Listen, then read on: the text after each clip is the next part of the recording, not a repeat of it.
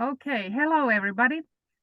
My name is Johanna Hautamäki and I work at Centria as a service designer, and I'm also the project manager in one of the projects, Myrsky, which is organizing this event. And very warm welcome to you all in the Pietarsaari campus, and also to wherever you are listening and following this event remotely. And we have a great morning ahead of us. We have experts in different locations. Per-Olov is talking about the responsibilities of SMEs in this scenario, and also Mira Valkjärvi from Centria is talking about cybersecurity in general. And we have questions and discussions in the end.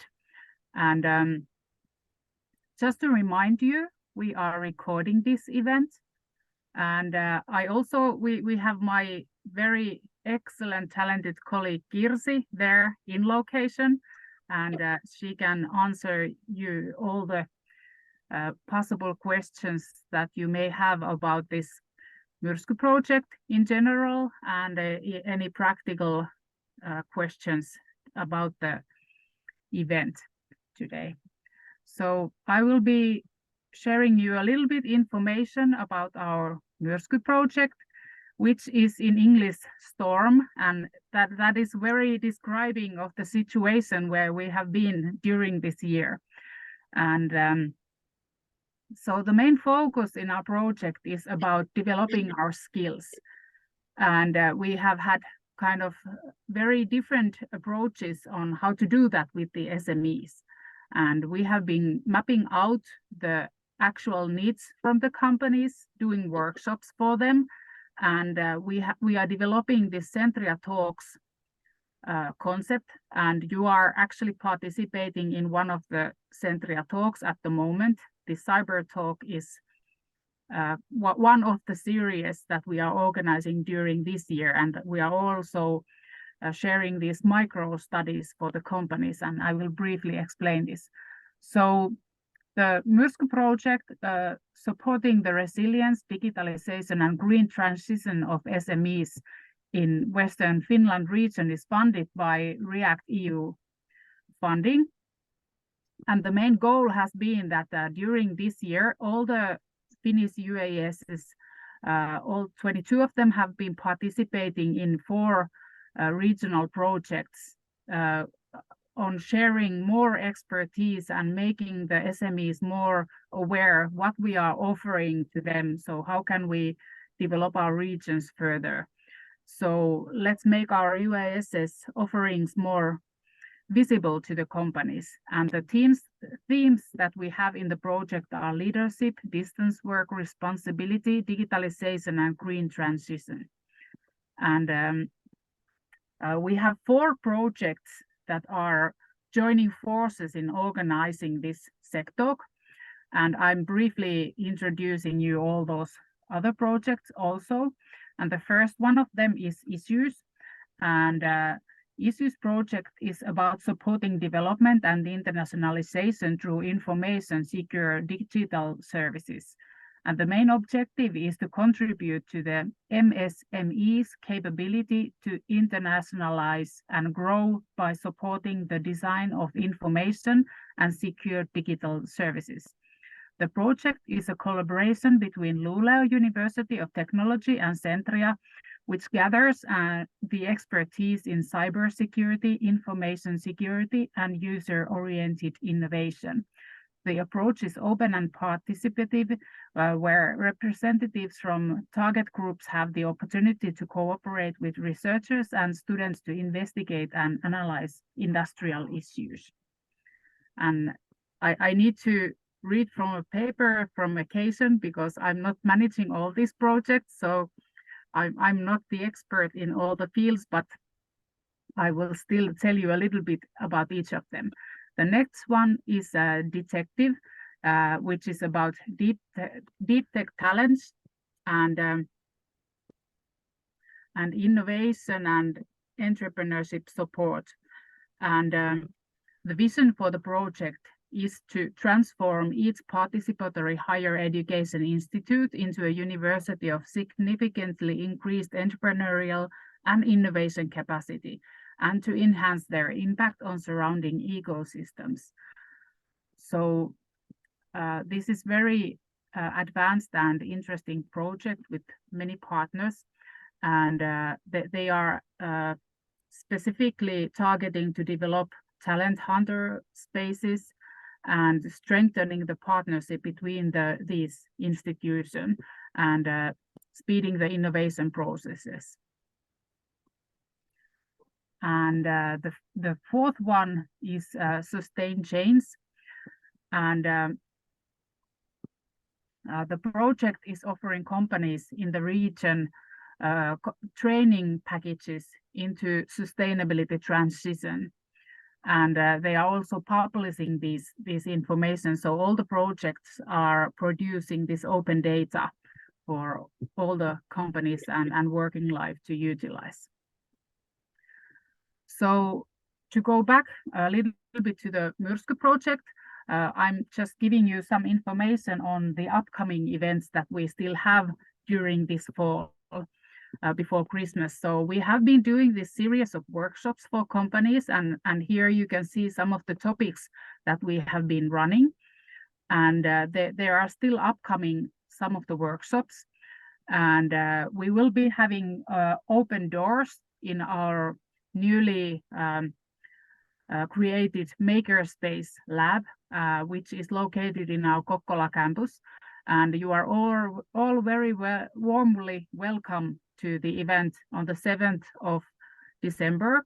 And during this open event, you get to a little bit experience our new lab space, which is kind of focusing on prototyping experiences and ideas into reality in very different manners. So we have like Legos and paper, and we have service simulation and VR, and so there is a big variety of ways how to prototype different experiences. And we are doing very multidisciplinary work between IT, health lab, and service design, and we are combining the research and development, also education and the work with companies. And we still have one more service design workshop coming up, and it's going to be 11th of December in Kokkola campus. And this one is about prototyping services. So even if you haven't participated in the first and second workshops, you are still welcome to participate to this one. And this is the event that I'm most excited about this fall. We are organizing this human-centered business and strategy development day.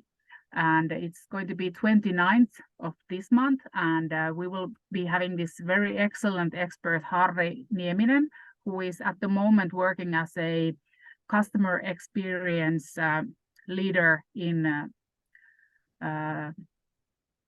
Stockmann, and he has been working at OP Pohjola and K-ryhmä before, so a variety of different experiences in this type of work.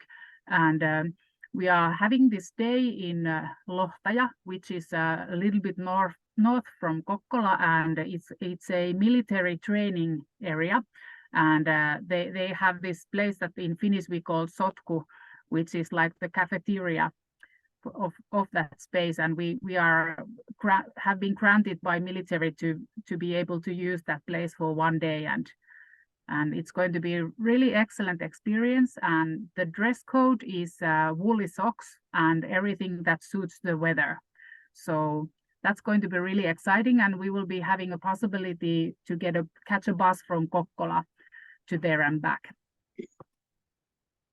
And then we will be having these AI workshops for companies, and Kirsi will probably share the material with you, so I won't go into more detail about the dates, but the participants get to really hands-on try out from the beginning with the low threshold how to start using AI in their work. And we will be looking into some picture and also text AI applications. And please go and check our micro studies. All 22 universities of applied sciences are producing to this website, Yritysten muutoskumppanina, micro studies, which are free of charge. All our events are free of charge. And also you can, whenever you want to, you can go and check them out.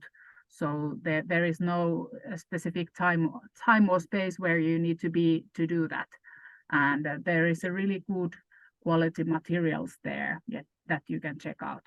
So I think this is everything that I have from our project. And I again say that it's really nice to see that people have gathered around to talk about cybersecurity and kind of get to know each other and Centria a little bit. So unfortunately, I couldn't be there in Pietarsaari today, but I at least got to say my hello to everybody, and I wish you all to have a very insightful day with our topic. So I will end my speech here. Thank you, Johanna. And as Johanna said that, so almost all Centria's projects are somehow supporting SMEs, students. So, I could mention that the we have Centria SecLab are going to organize cybersecurity first aid kit for the first time, 14th of December. And now Per-Olov Humla is in Stockholm. So you can start your presentation. Thanks a lot. Huomenta, dobro jutro, and good morning, everyone. Do you read me, first of all? Yes, we can hear you. Yeah. Oh, thanks a lot. Hey, Johan. Would you be so kind and take up the presentation's first slide? Thanks a lot. Okay, Johan is from Luleå, I wanted to say. Thanks a lot, and warm welcome to my speech, ladies, gentlemen, and hopefully cyber enthusiasts or cybersecurity enthusiasts. Do you know that the first 4 minutes and the following 4 hours is the most important when we are dealing with cybersecurity incidents? Because 80% of these incidents that occurs thousands and thousands of times every day can be stopped if we are working extremely fast, those first minutes and the following 4 hours. The other thing is that I have the privilege to be working with many of the largest companies on the globe, down to 2 man or 2 female companies. But even the big ones, they don't spend more than 40 hours on a whole year to train their excellent employees or excellent staff members. Isn't that quite interesting? Why is that the case? I am PO. I am originally from Haparanta. I moved to Stockholm 29 years ago. I don't have a work. I don't only have a passion. And my passion is to inspire boardrooms in public limited companies, that means stock companies, stock market companies, down to white collars, to blue collars, to stop cyber criminals gaining access to our most valuable crown jewels, or even how we put cybersecurity into the competitiveness, strengthening our market position. I have been doing this for many years. I have been working for the Swedish government. I have been working with Finland and mostly all countries on the globe in private, government, and international organizations. Cybersecurity is a very, very interesting interesting phenomena because it cuts through all the parts of your business, all the people, all the customers in a way that many people didn't realize a couple of years ago. It's almost, you can make a sort of a metaphor with tsunamis. Tsunamis that are whelming over beaches or houses, everything. And no one today can even imagine the amplitudes or the scale of the horizon when it comes to cybersecurity. That is why it's a passion. And if you want to be successful in cybersecurity, you need to have the passion. Otherwise, you will not be able to understand the attacker, the frameworks, the customers, and then to become a very competitive actor on the market. Today, I will highlight three things. First of all, risks and competitiveness. I will talk also about awareness, and definitely I will end up with a new security picture in the digitalized era. Because finally, not lastly, but finally, everyone from China to the US, to Europe and the Nordic countries has waken up that we need to embrace these risks in a total different way, because cyber risks are not IT-related risks. It's genuine, pure business risk that I'm going to describe for you today. So we will start a little bit first with, with the root causes of this, and then we will slide into the awareness, and then we will sort of think about them. I will, of course, answer your questions together with the other speakers. So I would like if you could change the slide, please. Okay. First of all, we need to sort of to set the scene here a little bit. And that is, first of all, if you see on the right-hand corner there, security has been for many, many, many years or decades only been interpreted as a cost-driven activity. That is the reason why security departments or security experts usually are organized under legal or subordinated to the financial department. Because security people have in their best interest to aggregating the risk levels, because that is driving costs. It's fun. The other thing that we need to also to talk about is that the technical landscape is so complex today that it's extremely complicated to even understand it, because it's changing every 24 hours. Every 24 hours on the globe, 3 to 5 0 days are publicly announced on the globe. 3 to 5 every 24 hours. That means that the perpetrator is within our IT system. And then you can ask yourself, why are they not doing anything? Because that is total different mechanisms how perpetrator today interpret and how they use their access and how they capitalize on the access there. The other thing is, if you slide a little bit to the left-hand side, is that the vast majority of all organizations, it doesn't matter if it is governmental institutions, if it is stock market companies, or if it is SMEs, we are barely coming up to a compliance level. And that is because also the areas we're talking about that we are approaching is so complex. So the sort of the scope of interpretation is extremely wide.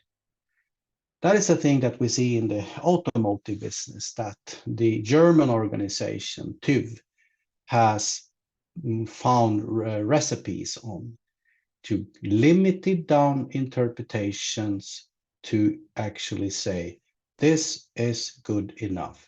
Now you have security in design. Now you have the proper security controls put in place. When we are dealing with incidents, the vast majority, I have the privilege to be working as an incident manager for many, many years.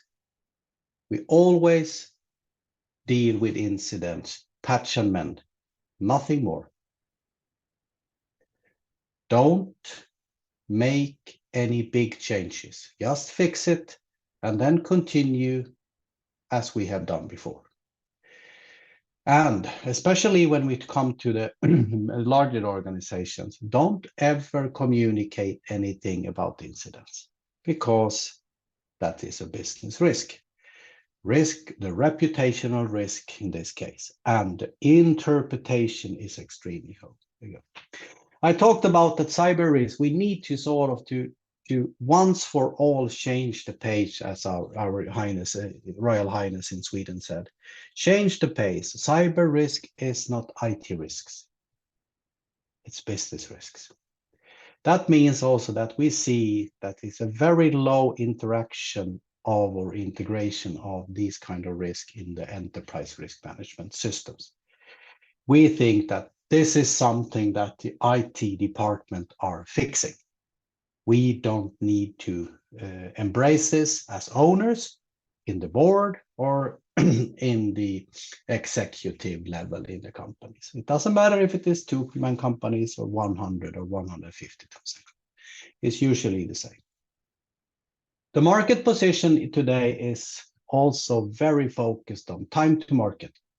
Get the things out. It doesn't matter if it is a beta version, get it out, and then start to fix that, to patch, to fix, to patch, to fix. And the problem is that we are then releasing products that are not secure enough. But the last point here on this slide is, why and how much should we invest in cybersecurity when threats keep evolving? That is a very, very relevant question here, because the threat is constantly changing. Why? How much should we invest? And why do we invest? And we have to invest because everything is about the competitiveness to tell our customers, to tell the partners, and to tell the employees, this is how we are securing your information. This is how we are fulfilling our business agreements. Could you please change the slide? So look on the statement down there. I met this chairman of the board in a Swedish public limited company here a couple of weeks ago. And I think this is very straight on. Why does it matter that we invest millions in strategy, visions, and action plans when every day we risk being locked out? And he said to me, Pia, what shall I do? Well, you have to have a holistic perspective, and you need to give directive to the C-level in the company exactly what kind of key performance in the indicators that you need to have, because everything is about the customers and everything in the governmental institutions is according to the taxpayers. We need to get loyal customers and loyal and understandable taxpayers that understands that we have a traceability from the owners to the C-level, to the board, down to the employees. That is extremely important. So cyber security are now sliding in to be one of the strongest factors to be competitive on the market. One market that is now really, really up in the air now is the automotive business. Because the automotive business is not they are not producing cars, they are producing software, and they are producing sort of say computers on 4, 6, and 8 wheels. Digital ecosystem connected that needs to have a very, very high level of cybersecurity and in a whole life cycle as well. Next slide, please. Luckily, I'm going to hold my time, but the thing is that you see on this page, on the left-hand side, we have a sort of a traditional way of dividing an IT infrastructure, devices, application, networks, data, and users. And then we have, on the right-hand side, we have a very commonly used cybersecurity framework on the globe. You see here that the technology has, in the vast majority, supported us as human in the identify and protect things. But the problem is, as I mentioned, the 0 days is creating mess. That means those tools, those technology solutions are only going to identify and also stop those binaries and those anomalies that the databases has already catched up. Nothing more. That means that humans are still in the business, and humans need to be trained exactly in the same way as we do when we go to the ordinary physical training, that we need to have personal trainers. So luckily, you see here, when the incidents occur, we need to have lots of people interacting in this, because technology part can't sort of solve the situation automatically. And the thing is that it doesn't matter with all the new all kinds of new AI cool stuff that we are dealing with. They can support us, but they cannot be the single solution. There is no silver bullet. But this page is extremely important, why we need to have extremely skilled cybersecurity experts, and why we also need to address this on the company organizational level. Next slide, please. People. Processes, technologies. But the thing is, I really stress here today is the awareness piece here. And you see on the quote on the bottom of the slide here, this is a quote from an international cyber criminal with a code name Alpha Strike. Our goal is the code. If we don't access, we get the humans, and then the humans are the gateway to the code. That means we need to train our employees, and it doesn't matter if we have a 2-person company or we have 150,000 company. We need to train them with training programs, and we also need to establish a no-blame culture. We need to train them in the new way of doing trainings, that is training on weekly basis with simulation, 3 to 5 to 6 to 7 minutes that we are training them, because that is creating a collaboration point with the security function. That's key. Transparency is absolutely key here. We have companies here in Sweden that has implemented training program, and they haven't told the employees.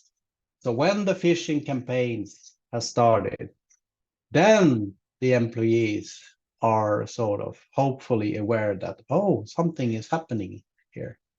That is unfortunately creating a very, very bad behavioral pattern among the employees. We have to engage them, and because this is always spilling over into the private sphere, because as we know, people are working from home, and people, the vast majority don't have secure home networks. That means that they're accessing into the companies, and then they are importing the attacker into the environment, and then they are exporting it to the customers in this case. But the last thing here on this slide is also very important. Usually around the globe, we are very good on celebrating our victories. And victories is usually tied or connected to business victories. Now we won this big affair, or we won the framework, or we have now received new assignments. But we need to celebrate victories when we are stopping intrusion attempts. And we need to celebrate those employees that are actually doing that, so they will interact in a more better way. The ordinary security training or the security awareness training with 2 hours or 4 hours in the onboarding, that is old school. We need to train them exactly with the system that we are using when it comes to the personal training, that we are going to the gym or go out running 3 times a week. But 3 to 7 to 6 to 7 minutes. That's the thing we are doing. Next slide, please. The last slide today is this. And this is very interesting and very important to be sort of aware of, the new security picture that luckily has come to stay. And that is the news, as you see here on the left-hand side, the nomenclature. Access to markets and customer requires assurance. That means guarantees. I talked this morning just at 8 o'clock here in Sweden with a customer that now are putting pressures on all their suppliers to undertake audits, cybersecurity audits, and explaining in an 80 points program how they are fulfilling the Stop Ransomware Guide. Otherwise, we are not doing business with them. And this is very important. This is in many places on the globe, this is sort of a mandatory standard today. But here in the Nordic countries and some part of in Europe, the access to markets will now for 2024 and the coming years will be extremely visible and imminent in this case. The security controls need to be designed, implemented, and verified and validated in a way, and that is extremely good for all the security experts that is now undertaking training at universities or at, for instance, as you guys and girls are going at Centria. Because the policy life is now sort of over. The security controls needs to be implemented and tested, and then we know. And this has to be in a life cycle as well. So every year we need to show how we have worked with our security controls. If we are dealing with software, the coders, we need to map the code, and we need to map the coders, and we need to train them. And today we have extremely skilled and we have very efficient training programs for coders. Because as I mentioned, or as Alpha Strike mentioned to me, or to us here in my company, we want the code. That's the thing that we are doing. And if we don't get the code, we take the humans and they are the gateway to the code. That's the case. And to summing up here on the right-hand side, on the organizational level, we are now seeing a new situation with personal responsibility and high damages. And a couple of weeks, I think it was 1 or 2 weeks ago, for the first time, I would say in many, many years, it could be the first sort of paradigm, a CISO, a Chief Information Officer, is sued by the American financial auditing body in the US because the CISO didn't explain exactly what the cyber risk was. And he or she was sued. And this trial is going to be very interesting to see. This is happening also in Europe and in Nordic countries with all the new kinds of regulatory frameworks coming to us. And that is a statement that I would want to give to all listening to, that get into this framework, get into these security controls and see, how do we map them? How do we fulfill, or are we compliant in this case? I think I will stay there. And so this is a thing that we will see the forthcoming years now. Lots of regulatory demands for organization, from the NIS2 directive to the Cyber Resilience Act from Europe.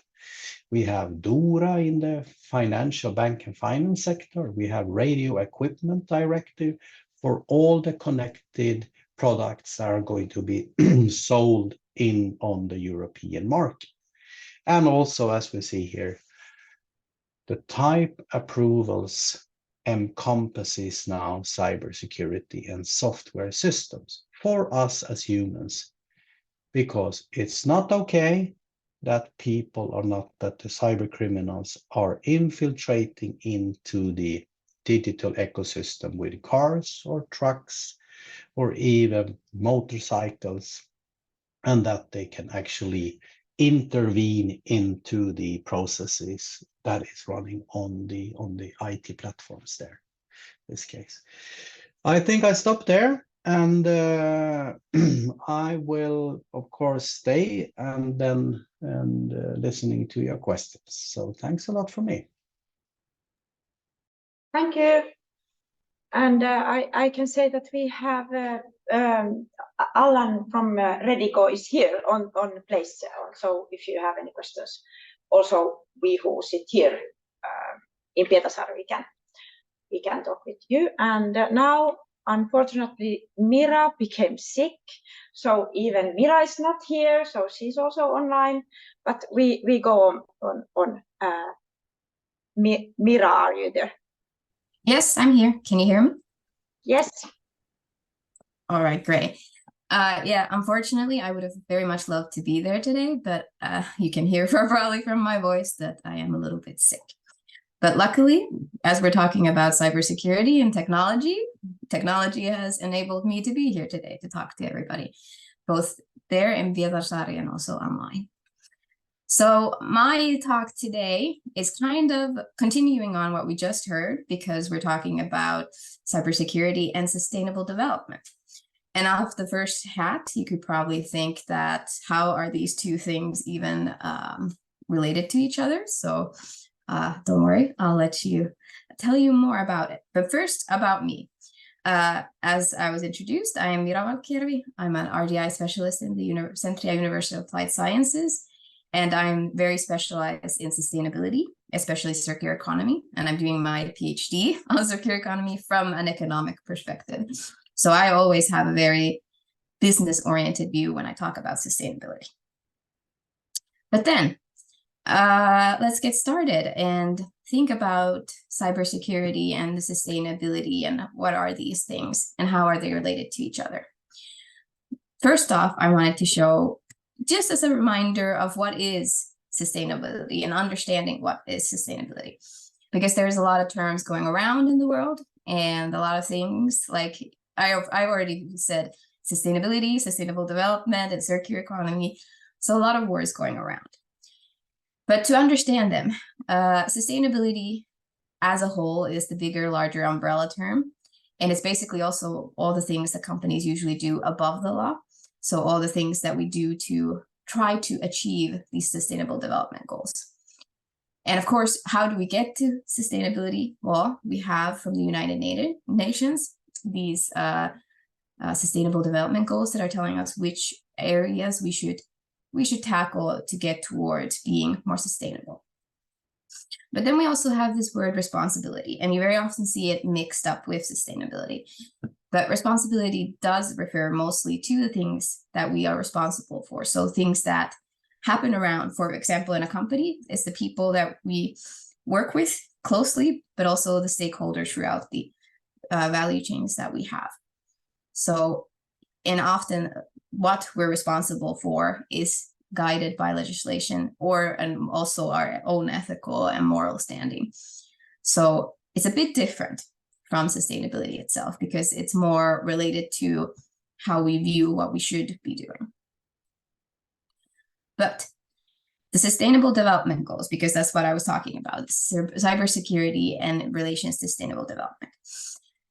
And sustainable development is often described as fulfilling the needs of the current generation without harming the needs of the following generations, which if you think about it, sounds very much like not taking too many raw materials off the planet and all this kind of stuff. And you might be thinking, well, how is this then related at all to cybersecurity and IT and technology?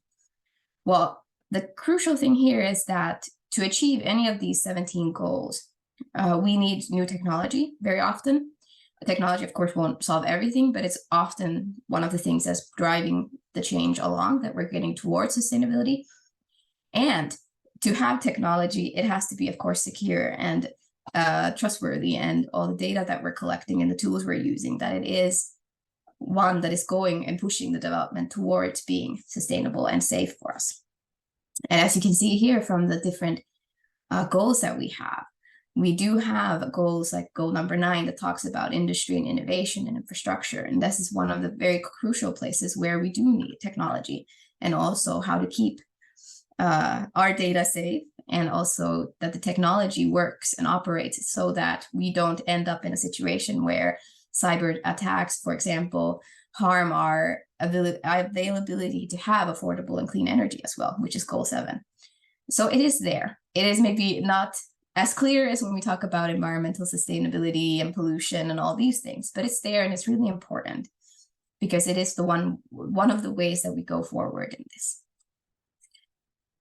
But I wanted to a little bit talk about sustainability from the perspective of how it's usually divided. It's usually divided into the planet, people, and profit. So environmental sustainability, social sustainability, and economic sustainability. And for each of these different lines, I will be giving you a bit of things to consider of what kind of things could we be thinking about? What are the things that we as technology companies should be looking at and going forward and considering when we're going from what we normally do towards the sustainable development part.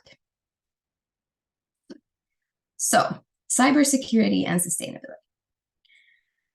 We'll go through first environmental, then social, and finally economic sustainability, and a few things to consider from there. In environmental sustainability, some of the things that I'd like to highlight here is when we design, because designing stage, when we're talking about physical products or digital products, design is where we make the most difference. It is even estimated that about 80%, depending on the product we have, that 80% of the carbon emissions that product or service will emit are already decided in the designing phase. So really thinking about what are we doing, what does it use, what the kind of devices do we need, what kind of devices people are going to be using them on, the devices themselves, if we're making the devices, what kind of materials we use, are they renewable or not, and really looking at also, is the technological development going forward or are we going a little bit backwards? Because then oftentimes, if we talk about them a little bit later about circular economy, one of the key aspects there is that things can be repaired. But if we look at now, because it's Christmas time, you'll see Christmas lights all over the place. When we've moved from the previous type, which was repairable, we've now gone to LED lights. So once it does stop working, it stopped working. You can't repair it anymore. So are we actually going in the development always in the right direction? That's also something that's very good in the design phase to look into, that are we following actually the sustainable development goals and the factors of environment when we're developing new products for the market. And also, if we talk about cybersecurity, one of the very important parts is energy systems, and they are very fragile, I would say, to attacks, and how dependent we are on the energy systems, that if they are attacked, then we are quite lost.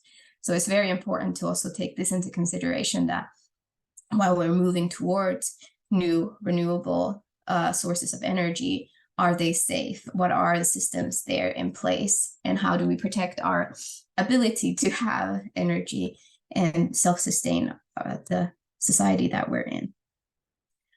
Of course, materials are very important to consider. What kind of materials are we using?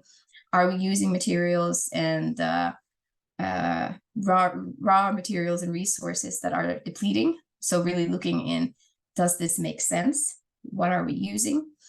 And in some cases also looking at, like currently, if you see many of the phone manufacturers, they're telling you nowadays that, oh, we're not going to give you the charger, so you have to buy it separately. And this is an environmentally good thing, because we're not making more materials and using more materials for this. But then the question comes, well, the previous chargers are all not meant for long-lasting use and may not be actually as well made. So the chargers may not actually be like, everyone has them, but then they don't work. Or that in the worst case scenario, they're the type that will then damage the new devices that we're using and their batteries. So really looking into what kind of things are we doing and what kind of things others are doing, and is it actually sustainable, or is it more of this kind of greenwashing activities? And also, data has a really crucial role in helping us moving forward with environmental sustainability, because this is one of the categories of sustainability that is very easy to, in certain aspects, of course, to monitor and measure. So utilizing that so that we can achieve the sustainable development goals, also understand our activities, understand life cycles that are going on and what happens at each stage and where the pollution is coming from. And also that we're not only talking about carbon emissions, we're talking about all the other environmental issues that there are at hand. So really diving deep into this factor. Then I mentioned circular economy. And why I want to bring this up here is also because when I said about development not always going in maybe the better direction, and this is one of the tools that you can use to actually assess, are we going in the right directions? Are we maintaining repairability? And is the devices that we have durable? Can they withstand users? And not only one user, can it withstand several users? Especially if we're moving towards more of these service-oriented business ideas as a means to earn more profit. So is it durable enough for that to be reused over and over again? Can we refurbish it, update the softwares, make sure that it's, usable for the rest of their life, the product's life cycle, but also human life cycle or many human life cycles? So very often times, softwares end updating, for example, phones, and then you're left with a phone that you barely can use. So where does the line go of when are we providing more value for the customers from the products that we're doing?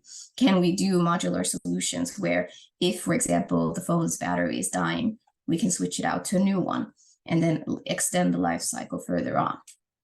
And of course, rethinking. So the circular economy has these 11 R's that can guide you towards the different things that you can do within it.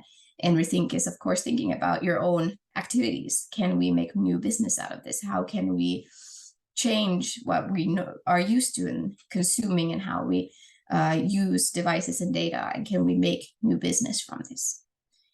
So really considering these circular activities and also thinking about circular design when we are planning the products. Of course, you see that they're very focused on eliminating waste and pollution, making sure products circulate, and then, of course, regenerating nature. But it's really important to take these into consideration when we're planning, and also along the way to see that we're still staying in the course that we've decided to go on. Well, then from the social side, really thinking about data and people. Like we heard from the previous presentation, awareness and the people are really, really important in this, because we are often the weakest link when we talk about any factor about sustainability. And this one is really true here. So really considering the activities that we can take, how much information can we collect, how much information do we actually need to collect, which of it is important and which one is the type that we need to protect. Where is the line of privacy? Can your, for example, if you have an app, can your app access your banking? So how far, what are the lines? Where do we protect the people that are actually our customers and using the app that we have? Or if we're in a situation where who actually ends up benefiting from the software we have is maybe further along the line. So it's not necessarily the person that's purchasing from us, but further along. So we have to think about how does it affect them? What are the data that we are getting from them and how to use it? And also thinking about what happens when we're in this situation that we have been hacked. And I think the previous presentation talked very well about the not having the blame culture, because that is very detrimental to people, that when they're blamed for, oh, you ruined everything for us, then of course that doesn't create a good way of getting the education forward and getting people to actually understand how to use the different softwares we have and the apps and all the dangers that lie there. And also cyber attacks aren't just such that risk companies or the personnel and their operations, it can also risk societies going into turmoil. Like I said about energy related field, if we lose access to energy, we are quite out in the dark and we don't know how to operate. So it is really important to also protect the bigger infrastructures that we have so that they don't fall under attack, and that we can protect our own well-being, which is really important in this kind of otherwise turmoil increasing situations like now with many conflicts around the globe. So how do we protect our own society?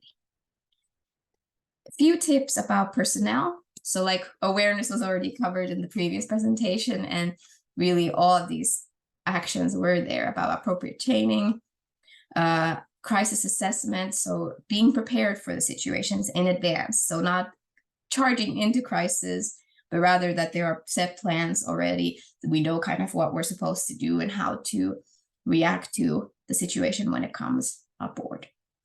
But also thinking about when we talk about our own personnel, how much can we monitor? How much should we monitor? Should we monitor at all? These are really important things to consider. And also, does the personnel know that they're being monitored and how much? And also lately there's been actually some news in Finland about, for example, in the healthcare sector, of professionals accessing people's data that they're not supposed to access. So how do we kind of guide them and have these set procedures for if someone is accessing data that they shouldn't be accessing? What is the procedure there as well? Because we do have to, especially if we talk about healthcare or any other of these kind of fields, the data that there is very private. So we can't just any one of us go there. So how do we deal in this kind of situations and train our personnel to be very cautious of this as well? Well, finally, from an economic perspective, really the risk management assessment comes here as an important factor, because you should be prepared for worst case scenarios. Especially if you do get hacked, you end up losing your customers because of that, you lose your image because of that, you eventually may have to let people go. How do you deal with these situations, and how do you actually try to prevent this? Because of course, We don't want to be in a situation where we have to go into bankruptcy because of this.